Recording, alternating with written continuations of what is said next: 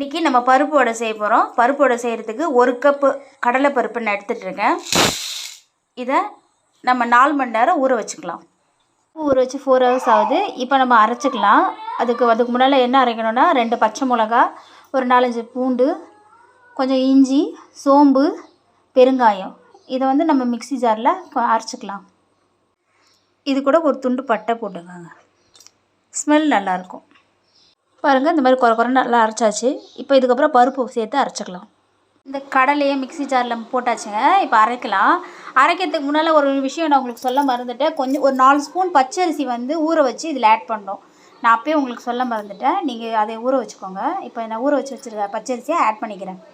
இது 4 ஸ்பூன் பச்சரிசி இதை நான் ஆட் பண்ணிக்கிறேன் இந்த பருப்போட. அப்போ தான் வந்து பருப்பு வந்து வடை வந்து குறைன்னு இருக்கும். இதை அரைச்சி எடுத்துக்கலாம்.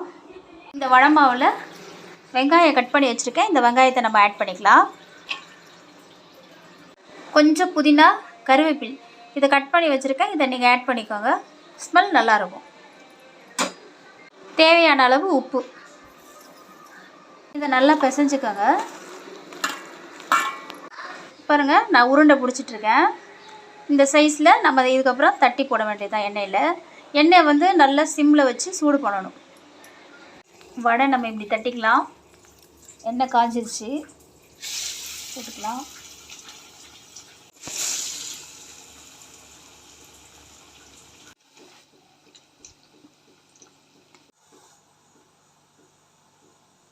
வடை எடுத்தாச்சு, அவ்வளோதான்.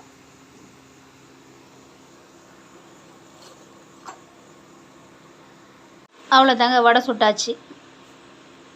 பாருங்கள், நல்லா சாஃப்டாக எப்படி இருக்குதுன்ட்டு. நீங்களும் ட்ரை பண்ணுங்கள். பிடிச்சிருந்தா நீங்களும் ட்ரை பண்ணி பாருங்கள்.